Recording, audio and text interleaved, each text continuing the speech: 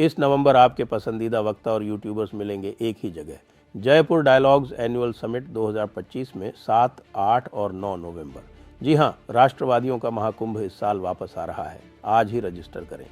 आप मिल सकते हैं गौरव आर्य, राजीव नारायणन, आदि अचिंत, अजय रैना, मीनाक्षी जैन, एक्स मुस्लिम साहिल, तहसीन पूनावाला, कंचन गुप्ता और 100 से अधिक वक्ता से। और यदि आप इस कार्यक्रम में आने में असमर्थ हैं तो आप इस कार्यक्रम में सहयोग दे सकते हैं। आपकी मदद से 40% धनराशि पूर्ण हो चुकी है। इस कार्यक्रम को आपके फाइनेंशियल सपोर्ट की आवश्यकता है और आपके सहयोग से ही एक हिंदू इकोसिस्टम बनेगा और एक सफल कार्यक्रम होगा।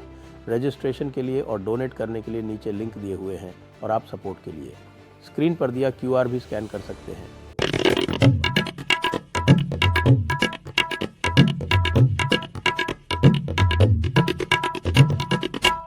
नमस्ते, आप सभी का स्वागत है आज के इस कार्यक्रम में। हमारे साथ जुड़ गए हैं हर्ष कुमार जी, और हर्ष कुमार जी से हम बात करेंगे, देश की बात करेंगे साहब। और देश में स्वयं बड़ा गंभीर एक हम कहें आपदा आई हुई है देश में कि अब हाइड्रोजन बम फटने वाला है साहब। तो आप हमें बताएंगे कि साहब ये हाइड्रोजन बम कैसे फटेगा, कब फटेगा, कौन-कौन इसमें बचेगा, कौन-कौन इसमें जाएगा? तो आपके पास क्या समाचार है साहब इस हाइड्रोजन बम का? सर ऐसा है, हाइड्रोजन बम तो फटा हुआ है, सब जगह बाढ़ आई हुई है और इनकी जो केमिकल फॉर्मूले होते हैं वो एक ही होते हैं लगभग। जो पानी का फॉर्मूला है वही हाइड्रोजन बम का फॉर्मूला है। तो सब जगह बाढ़ आई हुई है, अलर्ट है, सब लोग परेशान हैं। पंजाब में बाढ़ आ गई है, पश्चिमी उत्तर प्रदेश, हरियाणा, दिल्ली, सब जगह है। आपके राजस्थान का मुझे पता नहीं वहाँ क्या स्थिति है, तो बाकी तो सब जगह जलमग्न हो गया है। और ये हाइड्रोजन बम फाड़ने वाले जो है बिहार से, ये भी दिल्ली लौट आए हैं कल वापस आ गए हाइड्रोजन बम फाड़ने की तैयारी में। अभी तो हाइड्रोजन बम मुझे नहीं लगता कि अब कोई फटेगा सर, और अगर वो फटेगा तो ऑलरेडी, जैसे मैंने पहले पिछले वीडियो में भी कहा था कि ऑलरेडी इनके पास सारा डाटा पहले से ही है। तो ये पुराने वाला डाटा जो CSDS वालों ने दे रखा है, उसी में से एक आध चैप्टर और पढ़ देंगे। ये कोई ऐसा हाइड्रोजन बम होगा। आज तो खबर आई है कि वहां पे SIR में जो त्रुटियां थी, बीजेपी वालों ने बहुत सारी शिकायतें दर्ज कराई हैं कि इसका नाम छूट गया, इसका हो गया, बहुत सारी आई है आज कि बीजेपी वालों ने भी है। 3 पार्टियों ने दर्ज कराई, कांग्रेस, RJD और तीसरी बीजेपी बन गई। वो उन्होंने तो भी सैकड़ों में है साहब, कोई लाखों में थोड़ी है। वो लेकिन 89 लाख जो थी उनका क्या हुआ? नहीं, लेकिन सर वो तो बात अलग है ना कि वो शिकायत तो कर ही रहे हैं ना, जो भी है, शायद छोटी है ऐसा चाहे है, बड़ी है। 89 लाख की ऐसे ही रैंडम लिस्ट बना के दे दी। जो नियम है वो ये है कि आपको यदि कोई डिलीशन कराना है या आपको एक्सक्लूजन कराना है तो आपको यानी BLA जो है या जो पार्टी है वो एफिडेविट के साथ में पूरे प्रोफार्मा में वो हाँ भर के देगी। बिल्कुल, कि स्पेसिफिक बताना पड़ेगा। उन्होंने एक्सेल शीट बना के दे दी। हाँ, अगर ऐसे ये थोड़ी 89 होगा। लाख जो है, ये 89 लाख जो है उनको इंक्लूड नहीं करा रहे, उनको डिलीट करवा रहे। तो यही कोर्ट पूछ रहा है। आज कोर्ट में चर्चा हुई ना, उसमें तो कोर्ट में चर्चा अच्छा। पूछी कि भाई ये क्या हो रहा है? आप तो इंक्लूड कराने की बात कर रहे थे, यहाँ तो आपने डिलीट कराने की लिस्ट दे दी।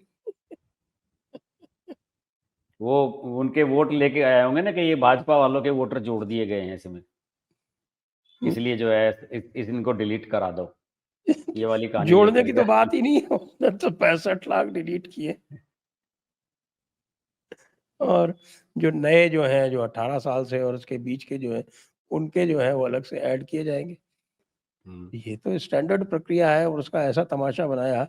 मुझे तो लग रहा है कि पूरे बिहार में उनकी हंसी हो रही है एटम बम वालों की। इसीलिए तो मैं चिंतित हूँ कि एटम बम में ये हाल हो गया तो हाइड्रोजन बम में क्या होगा? कल का लेकिन मैं सर गांधी मैदान का वो जो चित्र भी जो आ रहा था, उनकी जो सभा चल रही थी वो भी देख रहा था, उसमें भी कोई भीड़ वीड़ नहीं है। कुछ नहीं था। अखिलेश यादव गया, बताते हैं वहां कुछ भी नहीं, कोई सुनने के लिए नहीं आया अखिलेश यादव को। 2 दिन रहा है अखिलेश यादव वहां, संडे मंडे, कोई भी नहीं आया वहां सुनने के लिए।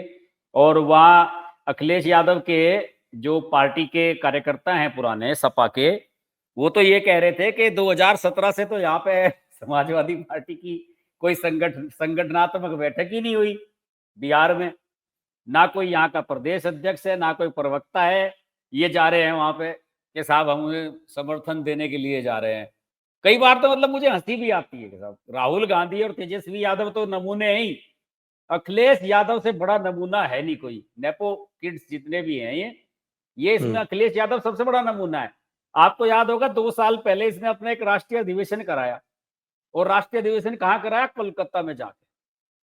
मैंने एक सपा नेता से पूछा, वो हमारे जानने वाले थे, वो घूमने गए कलकत्ता वलकत्ता घूम के आए, कह रहे यार मैं तो पहली बार गया हूँ।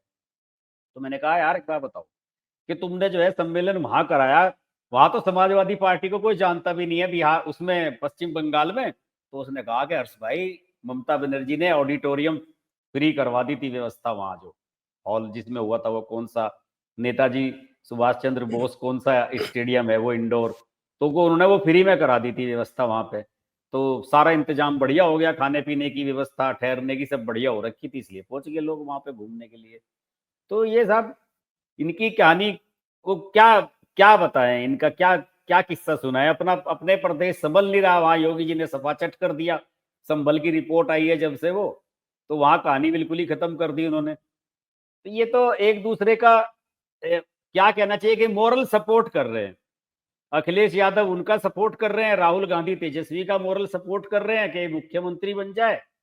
तो यही कहानी चल रही है इनकी। ये तो अ, अपनी लीगेसी को बचाने की कोशिशें कर रहे हैं, और कुछ है नहीं इनके पास। हाँ, लेकिन अखिलेश जी के सामने तो वो अपने कैंडिडेट खड़े कर रहे हैं एमएलसी के चुनाव में। करने भी चाहिए सर। उत्तर प्रदेश में और कई स्टेट्स में तो इन्होंने जो है अपना इस स्ट्रॉन्ग अपनी पोजीशन दिखानी भी है कि साहब हम भी हैं। और हम भी तो पड़े हैं राहों में।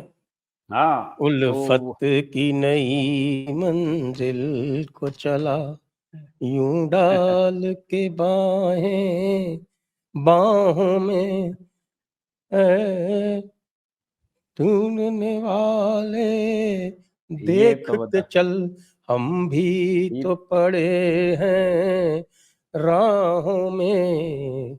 वाह ये गा रहे क्या हैं, बात है। हाँ हैं?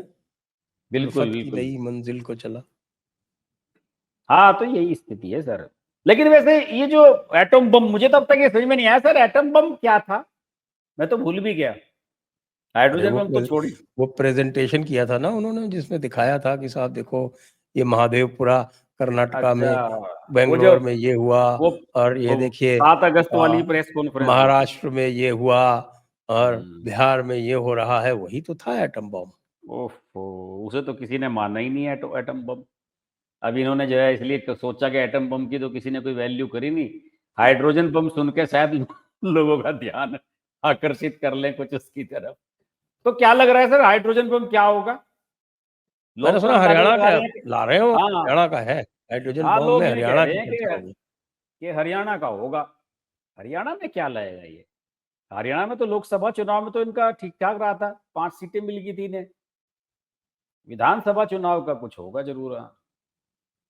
क्योंकि 2024 के यही चुनाव बताया के जा रहा बाद है कि इन्हें साहब कि विधानसभा में इतने ऐड कर दिए गए, इतने कर दिए गए, सब गड़बड़ कर दिया गया, हमारी जीती हुई बाजी हरवा दी गई। और तो और कल जो है वो यहाँ अ, राजस्थान में मानसून सेशन शुरू हुआ, तो यहाँ भी लेके पहुंच गए तख्तियां, वोट चोर गद्दी छोड़, वोट चोर गद्दी छोड़। और बाकी रही सही कसर अच्छा। जो है वो आज प्रधानमंत्री ने पूरी कर दी, और गाली दे के देखो। हम्म। आज सुना ना आपने, नहीं, आज प्रधानमंत्री ने वाला बैंड नहीं बजा सुना। दी इनकी, बैंड क्या बजा कहा दी आज? इनकी क्या कहा मोदी जी कि ने? मेरी मेरी माता को गाली दी। हाँ वो तो उठा माता लेते सभी हैं। की एक ही है, और अब जो है वो माताएं बहनें जहाँ भी ये कांग्रेसी और ये राजद वाले जाएं, वो इससे इनका जो है वो इनके पीछे पड़ के और इनसे इसका सवाल पूछे। मतलब जो है वो माताओं बहनों को लगा दिया इनके पीछे।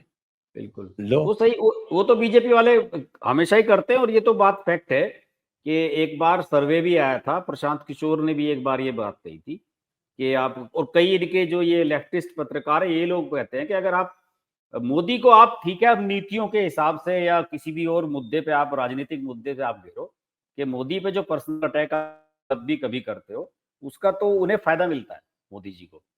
जनता रिएक्ट करती है उस पे तो, कि यार कुछ भी हो ये आदमी ईमानदार है, इसमें कोई इस उँगली उठाने वाली बात नहीं है। और अगर आप बिल्कुल उस तरह से लांछन लगाने की कोशिश ईमानदार करोगे तो है, देशभक्त है। बिल्कुल, इसमें कोई शक नहीं है साहब। ये बात एकदम इसमें कोई शक शुबा नहीं है कि वो जिसे जैसे कहते हैं कि इंडिया फर्स्ट, तो उनके लिए वो इंडिया फर्स्ट है। अब देखिए ना कि ये चाइना और ये जो अभी हुआ है सीओ वाला मामला, इसमें तो बल्ले-बल्ले हो रही है। मुझे तो हँसी आ रही थी, वो डोनाल्ड ट्रंप ने जो अपना वो स्क्रीनशॉट उसका आया है इसका ट्रुथ सोशल वाला, ये साहब वो कहना क्या चाह रहा है, आपने भी शायद ट्वीट किया था उसे, कि वो कहना क्या हम्म चाह रहा है। हम्म डोनाल्ड ट्रंप कन्फ्यूज़ हो गया है वो। तो मोदी जी का तो अब फ़ायदा ही फ़ायदा है इस समय। हाँ देखो भाई, एक तरफ तो हमारा डोनाल्ड ट्रंप है। मैं उसको हाँ, डोनाल्ड नहीं कहता, मैं उसको डोनाल्ड बोलता अच्छा। हूँ। तो एक तरफ साहब डोनाल्ड साहब है और हुँ। दूसरी तरफ राहुल गांधी है, और दोनों आपस में ऐसा लग रहा है कि दोनों आपस में नोट्स भी शेयर कर रहे हैं। हुँ, तभी वो उनका चेला जो है वो नवारो, वो उछल उछल हुँ। के कह रहा है कि साहब कि ये तो ब्राह्मण सारा ब्राह्मणों को ब्राह्मण जो है वो ये तेल तेल के जितना भी प्रॉफिट है उसका फायदा सारा ब्राह्मणों को हो रहा है। तो हुँ, इसलिए इन्होंने एक चीज तो स्पष्ट कर दी कि ये जो पूरा का पूरा जैसा गीता में लिखा हुआ है ना, हुँ, गीता में कि चातुर्वर्ण्यम मया सृष्टम गुण कर्म विभागशः। तो गुण और कर्म से मैंने चारों वर्णों का निर्माण किया है। तो जो लोग कहते हैं कि जन्म से जाति होती है, कई लोग कहते हैं, हमारे कई धर्माचार्य जो हैं वो उछल-उछल के बोलते हैं। तो वो जो है वो पीटर नवारो ने उसको बिल्कुल गलत साबित कर दिया है, और पीटर नवारो के जितने भी अनुयायी हैं या ट्रंप के जितने भी अनुयायी हैं, अमेरिका के जितने भी भक्त हैं, वो सब जान लें कि भाई जाति जो है वो केवल पैसे से होती है, स्टेटस से होती है। जाति जो है वो जन्म से नहीं होती। ये पीटर नवारो हाँ, ने साबित कर दिया। बिल्कुल सही बात है। हाँ, लेकिन इसमें एक आपके जो पुराने मित्र हैं, उनका मैं आज आर्टिकल पढ़ रहा था, बल्कि आर्टिकल क्या 2 कॉलम की खबर छपी हुई थी। सबसे ज़्यादा प्रतिक्रिया जो है उदित राज ने दिया है इसके ऊपर, ब्राह्मणों वाले पे, कि बिल्कुल सही कह रहा है नवारो। उदित राज दे रहा है सबसे ज़्यादा कमेंट इस पे। लेकिन और ये बा लेकिन समझ में नहीं आया बाकी सर जो ये। सब कुछ हो रहा है, उसमें हाँ, हमारे पवन खेड़ा जी भी फँस गए हैं। हुँ। और जो सबसे ज़्यादा उछल-उछल के बोल रहे थे, उनके भी 2 वोटर कार्ड निकल आए हैं।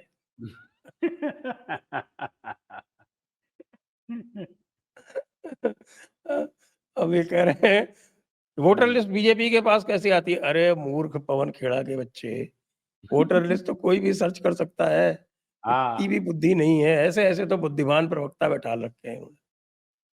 वोटर लिस्ट तो सब कोई भी निकलवा लेता है।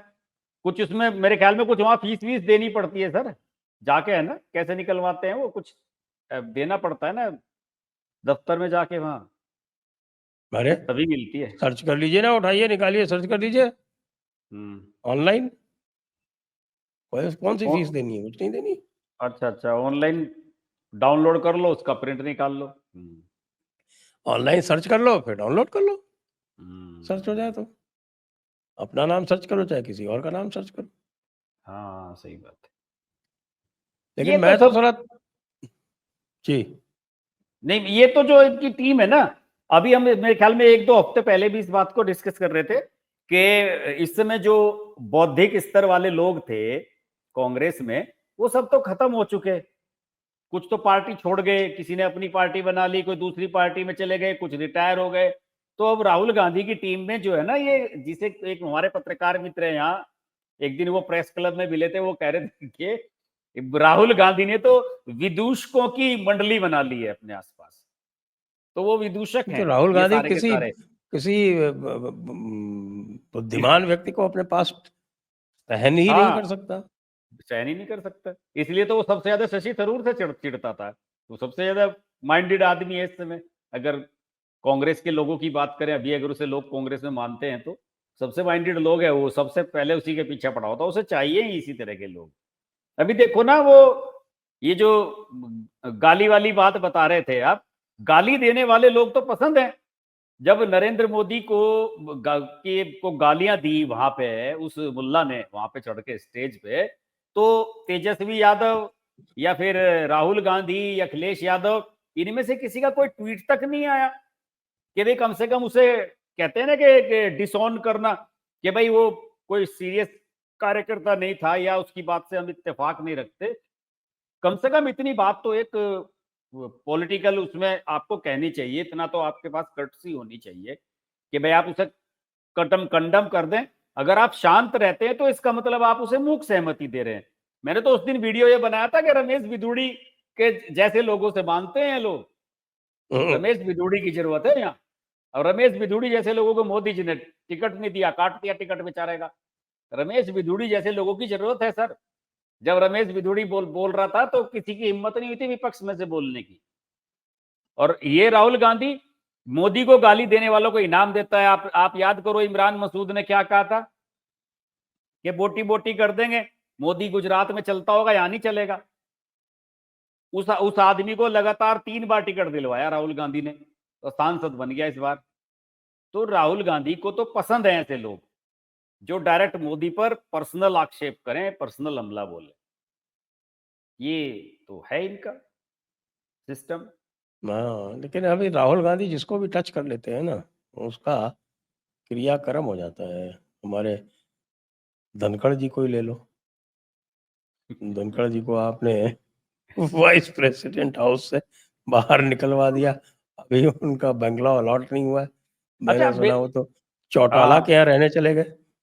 वो ये सर हुआ ये है कि इसमें इन्होंने चिट्ठी लिख दी जब ये मतलब घर, अब फर्स्ट टाइम जो है कल ये पहली बार उस बंगले से निकले 21 जुलाई के बाद, इस्तीफा देने के बाद बाहर नहीं निकले थे। तो दांतों को दिखाना था, उसमें आरआर हॉस्पिटल है जो धौला कुआं पे आगे कैंट में, रेफरल कौन सा वो आर्मी का जो हॉस्पिटल होता है फेमस, उसमें गए थे दांत दिखाने के लिए। और उसके बाद वहां से छतरपुर में बताते हैं कि अभय चौटाला का फार्म हाउस है छतरपुर में, उसमें ये शिफ्ट हो गए। सामान धीरे धीरे इन्होंने भेज दिया था।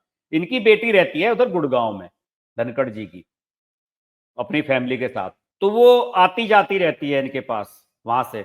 तो जब गुड़गांव से लुटियंस की तरफ आप आते हो तो आपको इधर से ही होके आना पड़ता है, मथुरा रोड से, और इधर ये फिर आगे महरौली इधर से जब निकलते हैं गुड़गांव वाली जो रोड है वो पकड़नी पड़ती है। आजकल तो आ ही नहीं सकते कहीं से भी कहीं भी। नहीं, वो तो दो दिन से तो खैर बंद है।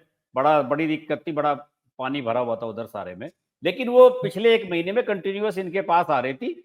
और बाकी तो जो है आप जैसे लोग मेहरबान हैं उन पर। जयपुर में आपने अच्छी खासी प्रॉपर्टी धनखड़ जी की बनवा दी है, कई कई बड़ी मेन फार्म हाउस बन रहे हैं, कमर्शियल बिल्डिंग है एक बड़ी बन रही है धनखड़ जी की वहां पे। वो भी तैयारी पूरी चल रही थी उनकी। कुछ लोगों को तो लगा था कि शायद जयपुर जाएंगे रहने के लिए, लेकिन मुझे पता लगा कि वो तो अभी अंडर कंस्ट्रक्शन है, अभी 2-3 साल लगेंगे उसे पूरा होने में। और अभय चौटाला का मैंने आज इनकी हिस्ट्री देखी पुरानी, तो उसमें तो सारा स्पष्ट हो गया कि साहब ये तो देवीलाल जी ने ही इनकी एंट्री कराई थी 1989 में। जब बोट क्लब पे रैली हुई थी तो ये 500 400 500 गाड़ियां लेके उसमें गए थे, और वहां से इनकी स्टार्टिंग हुई थी जब झुंझुनू से टिकट दिलवाया था इन्होंने, देवीलाल ने, चौटाला ने इनको। तो मुझे लगता है कि अभय चौटाला से और इनसे सबसे पुराने रिलेशन हैं, इसलिए अभय चौटाला गया। लेकिन सर अमित शाह भी जो है इनके साथ विचारों के साथ बुरा कर रहे हैं। भाई नया उपराष्ट्रपति आने वाला है, पुराने वाले को आप बंगला नहीं दिलवा रहे हो, तो इनकी जो है फजीयत पूरी हो रही है वरना बंगला इन्हें दे देते तो बेचारे अपने बंगले में चले जाते। अब इन्हें ऐसा लगा होगा कि अगर कल को 9 तारीख तो अब आई गई, आज 2 तारीख होगी, कि अब उपराष्ट्रपति का चुनाव हो जाएगा, तो मीडिया वाले लिखने लगेंगे बताइए अब तक जो है उपराष्ट्रपति के बंगले पे धनखड़ जी कब्जा जमा के बैठे हुए हैं, नया उपराष्ट्रपति कहाँ रहेगा। तो इसलिए बेचारों ने अभय चौटाला के यहाँ पे शिफ्ट कर लिया अपना बुरी बात है, ऐसे ही करते हैं बेचारे। राहुल गांधी का झूठ जो है वो बार बार उजागर करते रहते हैं। अरे भाई, उसने कब कहा कि वो सच बोलता है? हाँ, सही बात है। और ये ये तो समय बेचारा समय घर, पर माफी मांग किसी चुका। को घर दे के आया था, दशरथ मांझी को कोई था, उसको उसने घर दिया था। अब ये हाँ, अखबार वालों की देखिए साहब कि ऐसे जो है हल्कान लोग हैं कि उन्होंने ये निकाल दिया कि साहब के घर तो पहले से ही बना हुआ था, इन्होंने पेंट करवा के उसको वापस दे दिया। बताओ, ऐसे ही करते हैं ये सब। ऐसे ही पीआर चलता रहता है। हमारे राहुल गांधी जी का मामला नेक्स्ट लेवल है, बिल्कुल बिल्कुल नेक्स्ट लेवल है। बिल्कुल सर्कस है साहब वहाँ। वो बताया तो आपको, विदूषकों की मंडली जो है उनकी वो सर्कस आज जमाए हुए सुप्रीम कोर्ट ने इनका आधार कार्ड पंक्चर कर दिया पूरी तरह से, है। अच्छा। और साफ बोल दिया कि आधार को वो किसी भी तरह से सिटीजनशिप का हाँ वो तो है ही। आधार नहीं बनने देंगे, क्योंकि ये कानून में ऐसा ही लिखा हुआ है। तो हाँ, केवल प्रशांत आधार भूषण नहीं हो बड़ा सकता। कह रहे थे कि साहब इसको अलाउ कर दीजिए। अलाउ क्या कर हम्म, दें, हम लेजिस्लेट कर दें अपनी तरफ से। हाँ सही बात है। हम्म, हाँ सही बात है। ऐसे कैसे होगा? गजब का प्रशांत मामला है। प्रशांत भूषण और इनका वो कारनामा नहीं सुना सर आपने? कौन सा? ये वहां गए थे जो असम में, प्रशांत भूषण, हर्ष मंदार हाँ हाँ हाँ और हाँ। वो वाला किस्सा नहीं सैयदा, सुना आपने? हाँ सैयदा सैयदा, हमीद। सैयदा हम्म हामिद। ये सब लोग गए थे ना वहां पे एक विशेष प्रतिनिधिमंडल बना के। हम्म तो वहां पे जो है उसने इनके पीछे पुलिस लगा दी, हेमंत बिस्वा शर्मा ने, कि देखो ये कहाँ कहाँ जा रहे हैं। तो वहां से ये 2 दिन में ही भाग गए। 23 या 24 तारीख में गए थे ये, पिछले महीने की अगस्त में। और वहां से 2 दिन में भाग गए। फिर इन्होंने कहा कि हम वहां से बहुत सारी फाइंडिंग्स लेके आए हैं, और बाकायदा उस पर हम एक विचार मंथन गोष्ठी करेंगे कि असम से किस तरीके से जो है मुसलमानों को उन्हें भगाया जा रहा है, सब लोगों को अवैध तरीके से। तो इन्होंने कॉन्स्टिट्यूशन क्लब में एक मीटिंग रख ली, और वहां पे घुस गए सारे हेमंत बिस्वा शर्मा के चेले। हिंदू सेना। हाँ, हिंदू सेना भी थे उसमें। तो उसमें से कम 15-20 तो मुसलमान ही थे। एक हमारे मुजफ्फरनगर जिले का ग्राम प्रधान भी था उसमें, वो मुसलमान है।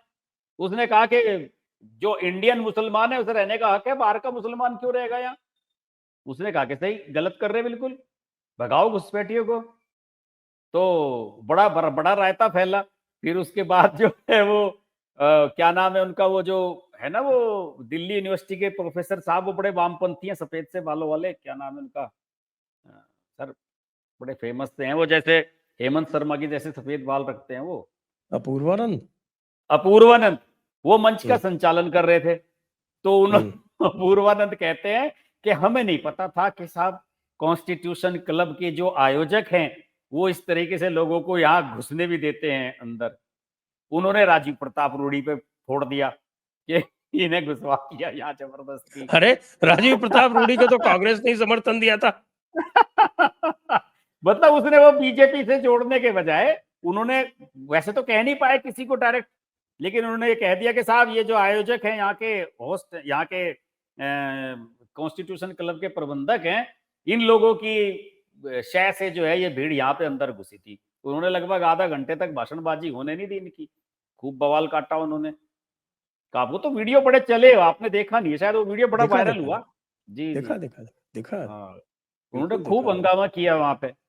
और बल्कि बिल्कुल देखा। वो, मैं तो ये कहूं कि लड़के वहां जो गए थे 20-25, ये फिर भी जो है चले आए वहां से। मेरा तो मानना था वो कार्यक्रम होने नहीं देना चाहिए था, कि होने नहीं देंगे। और देखिए मीडिया का रोल उसमें सर, कि वहां पे ये जो हंगामा हुआ है और लोग घुसे, इस खबर को किसी ने नहीं छापा दिल्ली के अखबारों ने। केवल वो एक दो वीडियो आई मोबाइल वाली, सबने जो वहां पे बातें कही कि साहब 300 लोगों के वहां से घर तोड़ दिए गए, फलानी जगह बुलडोजर चला दिया गया, ये कर दिया गया, केवल वही बातें जो है, जो लीडिंग पेपर्स हैं यहाँ पे, उन्होंने वही बातें छापी। ये है साहब सेटिंग हाई लेवल की। ये तो है। अरे ये बताइए कि आप ये हमारे सी वोटर वालों के मूड ऑफ द नेशन पोल के आलोचक क्यों? इतना बढ़िया तो बेचारा पोल करता।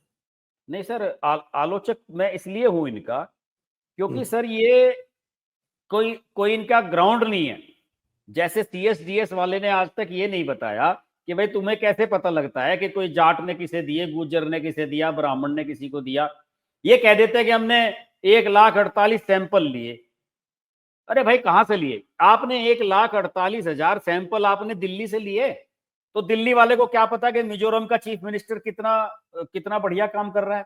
आप बताइए सर कि इस रैंकिंग से आप कैसे सहमत होंगे कि पहले नंबर पे तो आपने योगी आदित्यनाथ को रख दिया चीफ मिनिस्टर्स में, ठीक है, और दूसरे नंबर पे आपने ममता बनर्जी को रख दिया, दूसरे नंबर पे ममता बनर्जी, और देवेंद्र फडणवीस सबसे नीचे 20वें नंबर पे। कौन कौन आदमी सहमत होगा? हेमंत विश्वा शर्मा उससे एक ऊपर 19वें पे। तो इस रेटिंग से सर कौन सहमत होगा? मैं तो नहीं मानता कि कोई बौद्धिक आदमी या कोई इंटेलेक्चुअल इसको इस रेटिंग को मान सकता है। देखिए योगी जी को तो नीचे रख नहीं सकता कोई भी, वो तो एक ऐसा उन्होंने लेकिन नहीं, अपना सेट कर दिया। योगी जी को भी उत्तर प्रदेश में कहते हैं कि साहब कि उत्तर प्रदेश में उनकी पॉपुलैरिटी कम है। हाँ, मतलब उनका कहना है कि बाहर जब उन्होंने सर्वे किया अदर स्टेट्स में तो उन्होंने योगी जी को बढ़िया माना, लेकिन यूपी के लोगों ने नहीं माना। अरे हाँ, साहब ये जैसा ये सर्वे बनाते हैं ना, जिसके लिए सी वोटर वाले जो है लाखों करोड़ों रुपए लेते होंगे इंडिया टुडे वालों से, ऐसा तो सर मैं अपने ऑफिस में बैठे बैठे, मैं अपने एक पत्रकार मित्र हैं वो पहले एक एजेंसी में काम कर चुके, एक दिन में बना देंगे सर, एक दिन में, और कोई उंगली नहीं उठा पाएगा उस पर। जैसे ये सर्वे है, ये सर्वे करने वाली कंपनी सर, आपको तो पता है, आप बात वो याद कीजिए जब वो अडवाणी जी ने नारा दिया था, क्या था वो, शाइनिंग इंडिया, याद है आपको? जब 2004 वाला चुनाव हो रहा था, मनमोहन सिंह का पहले वाला जो चुनाव था, जब मनमोहन सिंह तो खैर थे नहीं, तो 2004 वाला तो इंडिया शाइनिंग का नारा दिया था। तो उस समय सर ये शुरुआत हो रही थी इनकी, ये ओपिनियन पोल्स की ज्यादातर की, और इसमें शुरुआती दौर में ओपिनियन पोल और इस तरह के सर्वे करने वाली में सारी एफएमसीजी कंपनियां थी, जो एफएमसीजी गुड्स इनके जो सर्वे किया करती थी कि साहब आपको साबुन का कौन से रंग का कलर पसंद है, कि साहब पिंक कलर पसंद है हमको, खुशबू किस तरह की चाहिए, कि साहब जास्मीन की चाहिए, रैपर आपको लाल चाहिए या पीला, इस तरह का सर्वे करने वाले लोगों ने सर सर्वे करने शुरू किए थे। ये तो अब पिछले 10-15 सालों में टीवी चैनल्स वालों ने इन्हें पैसे दे दे के कि साहब हमारे लिए एग्जिट पोल कर दो, हमारे लिए ओपिनियन पोल कर दो, इनके बड़े बड़े नेटवर्क खड़े कर दिए, वरना इनका कोई आधार है नहीं कि किस तरह से करता है। अगर ऐसा होता तो प्रदीप गुप्ता रोता नहीं बैठ के इंडिया टुडे के चैनल पे। अरे साहब हमने तो खूब सर्वे किए हैं और पहले तो हमारे सर्वे बिल्कुल हिट रहते थे। अभी कुछ दिनों से हमने ये महसूस किया, हमने महसूस किया और लोगों ने भी किया होगा, हमने ये हाँ हाँ, बहुत महसूस लोगों किया ने। कि पब्लिक जो है वो असली बात बताती ही नहीं है। हाँ, कहानी पब्लिक वही है बहुत सर। सयानी हो गई है। उसके बाद हाँ हमने सर्वे करना बंद कर दिया, मगर सर्वे करेंगे नहीं हम। बिल्कुल। और सर एक एक चीज और बत पूछता हूं मैं आपसे, चलिए मैं कॉमन मैन की बात नहीं करता हूं, हम पत्रकार हैं, आप तो एडमिनिस्ट्रेटर रहे हैं पुराने, आपके पास कभी कोई कॉल आया है किसी का सर्वे सर्वे के लिए ना, कि भाई बताइए, आया कभी? या आपके स्टाफ में 15-20 लोग जो हैं आपकी टीम के मेंबर, कोई पुणे में रहता है, कोई महाराष्ट्र में, कहीं बंबई में रहते हैं सब, कोई बाहर रहता है बेंगलोर में, किसी के पास कभी बताइए कि फोन आया कि साहब मेरे पास तो आज एक कंपनी का फोन आया और उसने ये पूछा कि आप मोदी को पसंद करते हो या राहुल को पसंद करते हो? तो मैं जानना चाहता हूँ ये कॉल जाती किसके पास है, कहां से ये फीडबैक लेते हैं? तो मैं दरअसल मेरा वीडियो बनाने का मकसद सर ये नहीं था कि मैं इस पे एमओटीएन पे भरोसा नहीं करता, एमओटीएन पे तो मैं कई बरसों से भरोसा नहीं करता। मैंने मेरे कहने का मकसद सिर्फ ये है कि सर 2000 के स्टार्टिंग में जब शुरुआत हो रही थी 2000 के दशक की, तो उस समय कुछ चीजें ऐसी हुई थी कि इन इन सब लोगों की विश्वसनीयता इतनी अच्छी थी इलेक्ट्रॉनिक चैनल्स की कि लोग अखबारों पे भरोसा उस समय कम कर रहे थे। अखबारों ने पेड न्यूज छापी थी सर उस समय कि साहब हम पेड न्यूज छापेंगे। पहले तो उसे लिखते थे कि ये प्रायोजित खबर है, उस पर बॉक्स बना देते थे, फिर बॉक्स भी लगाने बंद कर दिए। तो इन्होंने जो ये प्रायोजित खबरें छाप छाप के अपनी क्रेडिबिलिटी खत्म कर दी थी। आज की तारीख में इंडिया टुडे को कौन पढ़ता है सर? आपके घर आती है क्या इंडिया टुडे? कोई नहीं पढ़ता सर इंडिया टुडे को। तो अपनी प्रासंगिकता बचाए रखने के लिए और लोगों की नजरों में बने रहने के लिए ये फरवरी में और अगस्त सितंबर के महीने में 2 बार ये सर्वे करते हैं।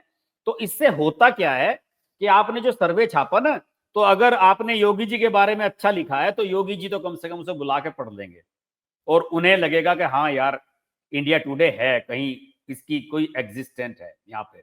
और इसी तरीके से क्या होता है कि ये मेल करते हैं सारे मीडिया वालों को, छोटे मोटे अखबार भी इनके सर्वे छाप देते हैं कि इंडिया टुडे के एमओटीएन सर्वे में मोदी को इस बार इतनी रैंकिंग मिली, पिछली बार इतनी। ये सिर्फ लोगों की अटेंशन ग्रैब करने का, टीआरपी बढ़ाने का एक जरिया है, इसके अलावा कुछ नहीं है सर इसमें। वो अगर ऐसा होता तो सारे सब लोग शुरू कर देते, हर चैनल के पास पैसा है, सब लोग कराने लगते। ये है सर, इसलिए मैंने इसकी आलोचना करी, क्योंकि इस पर भरोसा नहीं करता कोई, कोई क्रेडिबिलिटी नहीं है इसकी, कोई विश्वसनीयता नहीं है सर इसकी।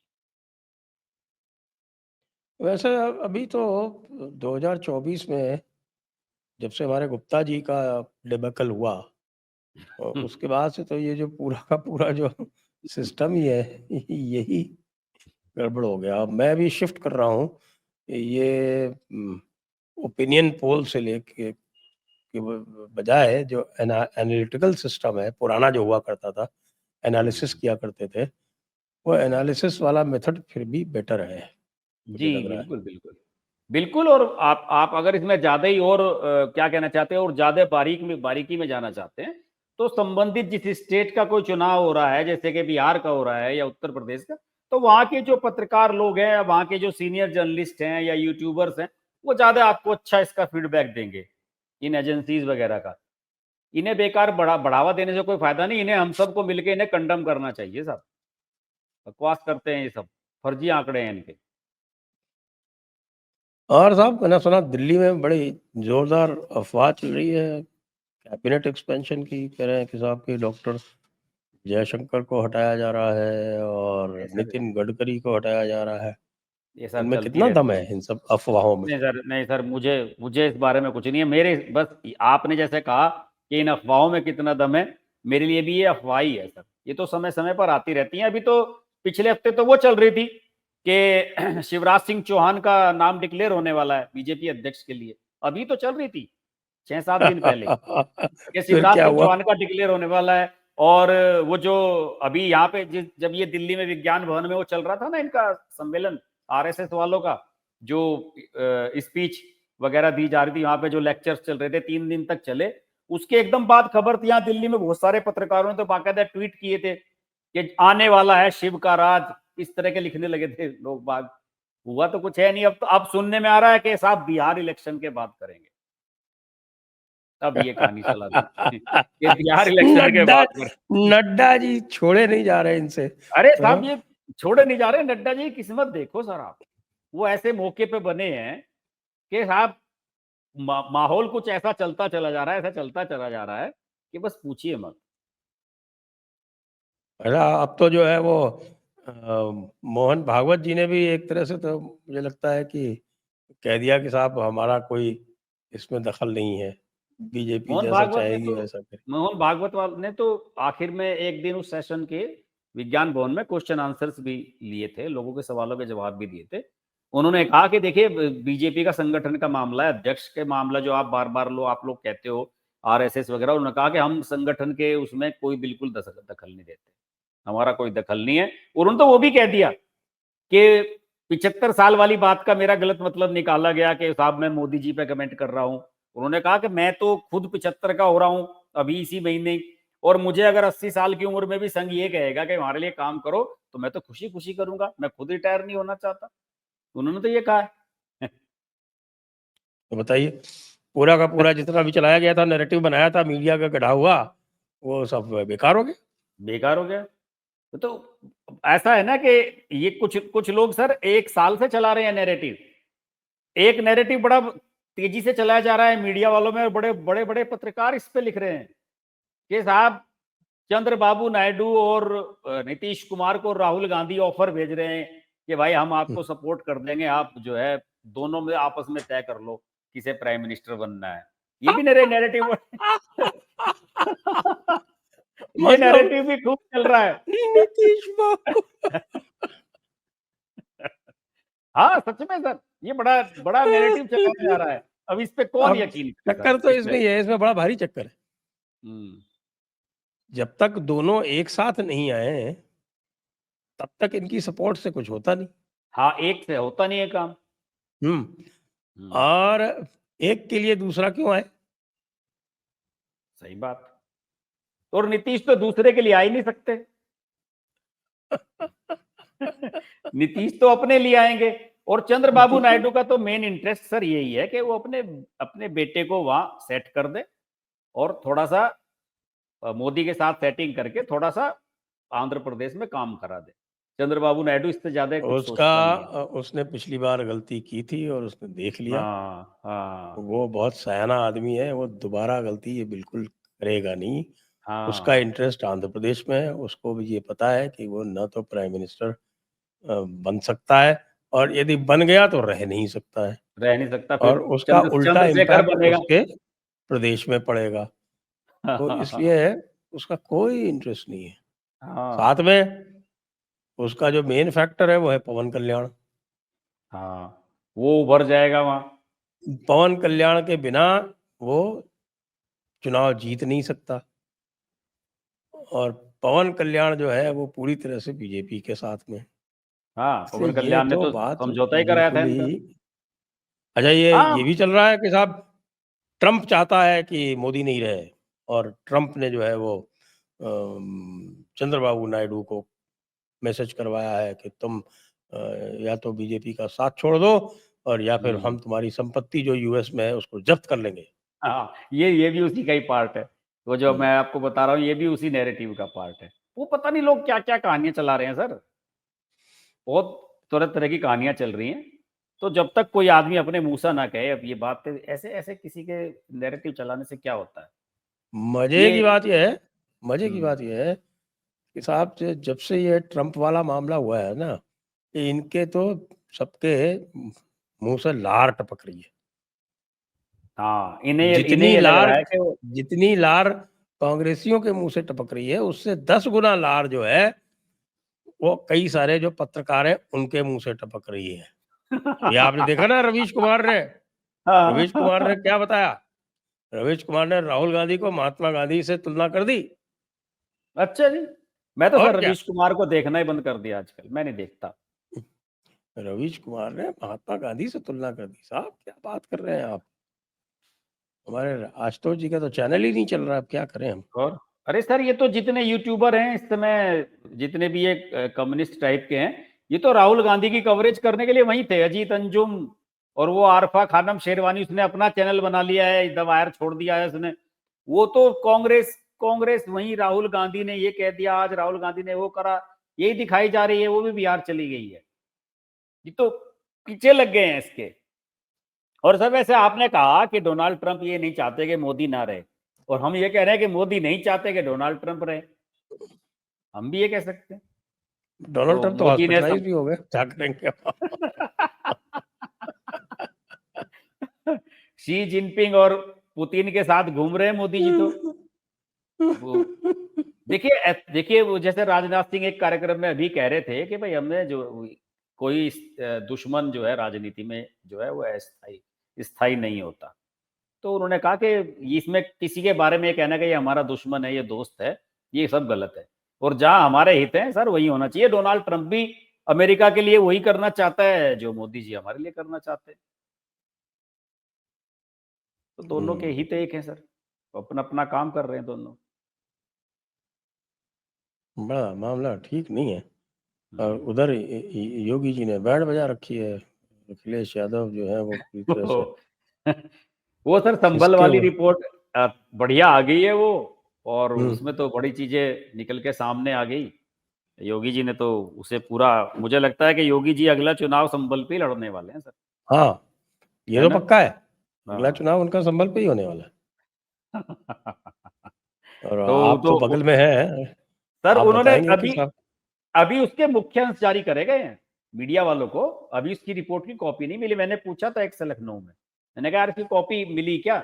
उन्होंने कहा कि नहीं नहीं, उसमें जो वो अमित मोहन प्रसाद थे, जो उसमें ऐसे एक थे, रिटायर्ड आईएएस हैं, वो हमारे यहाँ डिस्ट्रिक्ट में हमारे डीएम भी रहे, मैं जानता हूँ उन्हें पहले से।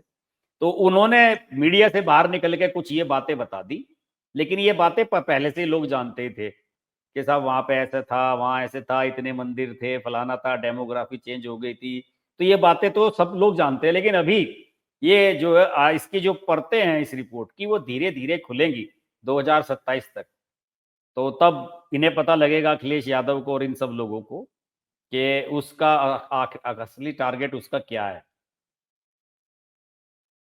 हम्म।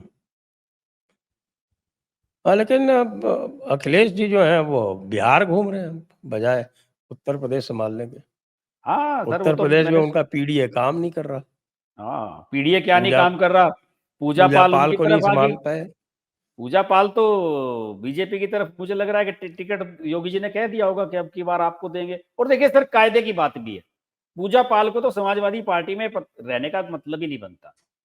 जिसने उसे विडो करा, जिन लोगों ने उसके पति की हत्या कराई, उन लोगों के साथ रहने का कोई तर्क भी नहीं है। और उसने बड़ा सही मौका चुना, वो जो स्पेशल सेशन बुलाया था योगी जी ने अभी, जो 24 घंटे चला दिन रात, उसमें उसने अपने भाषण में सारी बात स्पष्ट कर दी। और वो तो बड़ी हमलावर हो रही है अखिलेश यादव पे और इन पे, समाजवादी पार्टी वालों पे। बड़े भयंकर भयंकर ट्वीट आ रहे हैं, मैं उसके देख रहा हूँ। तो पीडीए हम्म। वीडीए की तो कहानी खत्म होगी, कुछ नहीं हो रहा है पीडीए का सर, उसमें कुछ नहीं है। पीडीए छोड़ दो बस, अब वो वाई जो होता है वही रहने वाला है, और कुछ नहीं होने वाला पीडीए में। उसी को अपना बरकरार रख लें, ये वाई वाला जो समीकरण है, उससे अच्छा। ज्यादा लग नहीं रहा। हाँ बस वही बचा लें, ये पीडीए वाला नहीं चलने वाला इनका। नहीं तो लोग तो कह रहे हैं कि साहब अखिलेश यादव के यादव भी हैं, वो भी पूरे साथ में नहीं है। वो तो सर अब की बार लोग वहाँ बिहार में भी कह रहे हैं कि यादव इस बार इनसे, आरजेडी वालों से छिटक रहा है। बिहार के बारे में भी कह रहे हैं, इतना देखते ज्यादा हैं। इन्होंने मुस्लिम परस्ती इतनी ज्यादा कर दी, यादवों को लगने लगा है कि साहब कि ये तो पार्टी पूरी तरह से मुसलमानों की होगी, जबकि पहले जब मुलायम सिंह के टाइम पे ये होता था कि पार्टी तो यादवों की रहती थी, लाठी तो हाँ यादवों की चलती थी, ये तो हाँ, सपोर्टिंग कास्ट हुआ करते थे। अब सपोर्टिंग। इन्होंने उनको मेन कास्ट बना दिया है, यादवों को सपोर्टिंग कास्ट बना दिया। और एक बात और तो देखिए सर, कि सपोर्टिंग में भी मुलायम सिंह यादव के समय में आजम खान जैसा आदमी था, अखिलेश यादव पे तो कोई है ही नहीं। अगर आजम खान पार्टी में, अब तो आजम खान खत्म है, पार्टी में है नहीं वो, मतलब वो बात नहीं रही उनकी, तो सीधा दखल रहा ही नहीं उनका बिल्कुल कुछ भी। अखिलेश यादव पे कोई बताए तो सही कि मुस्लिम नेता है कौन सा बड़ा, ऐसा है कौन सा फेस जो इसके लिए वोट दिलवा देगा। मुझे तो लग रहा है कि इस बार मुसलमान कांग्रेस के पास भी काफी जाएगा, अगर इनका समझौता नहीं होता है, जैसा मुझे लग रहा है कि शायद समझौता ना हो, मे बी। आपको लग रहा है क्या कि राहुल गांधी की जो स्ट्रेटजी है, जिस तरह से उन्होंने तेजस्वी का पूरा का पूरा मामला फ्यूज कर दिया जाके और राहुल वर्सेस मोदी बना दिया इसको बिहार में, इसी तरह से ये जो हिंदी बेल्ट में है, इनको दोनों को खत्म करना चाहते हैं, बिल्कुल सर, अखिलेश देखिए अखिलेश को सर, और तेजस्वी को। ये तो सर इनकी पॉलिसी है। ये तो इनकी पॉलिसी है कि भाई ये जितने भी दल फले फूले हैं, चाहे वो जेडीयू हो, आरजेडी हो, सपा हो, या फिर बसपा को ही ले लें, ये सब कांग्रेस के वोट से ही तो बने हैं।